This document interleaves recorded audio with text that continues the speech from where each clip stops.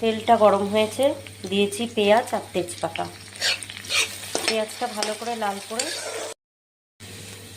দিয়ে দেবো চিংড়িগুলোকে। পেঁয়াজটা লাল হয়ে গেছে, চিংড়িগুলোকে দিয়ে ভালো করে মিক্স করে নেব। লবণ দিয়ে দেবো।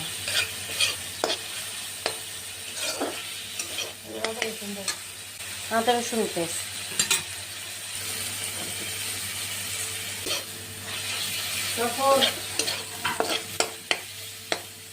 আদা রসুনটা দিয়ে ভালো করে কষে নেব। হলুদ গুঁড়ো,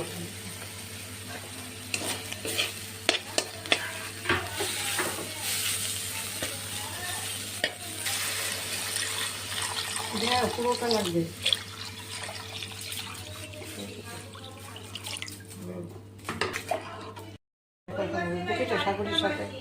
আস্তে আস্তে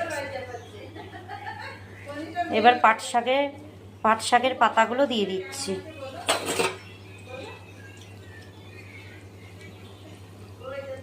ঝোলটা ফুটে গেছে, পাট শাকের পাতাগুলো দিয়ে দিচ্ছি।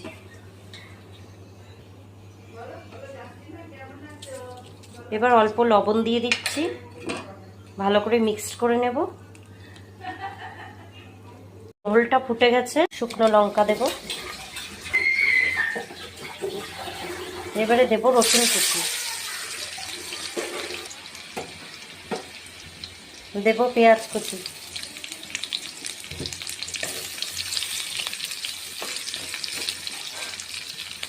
হয়ে গেছে।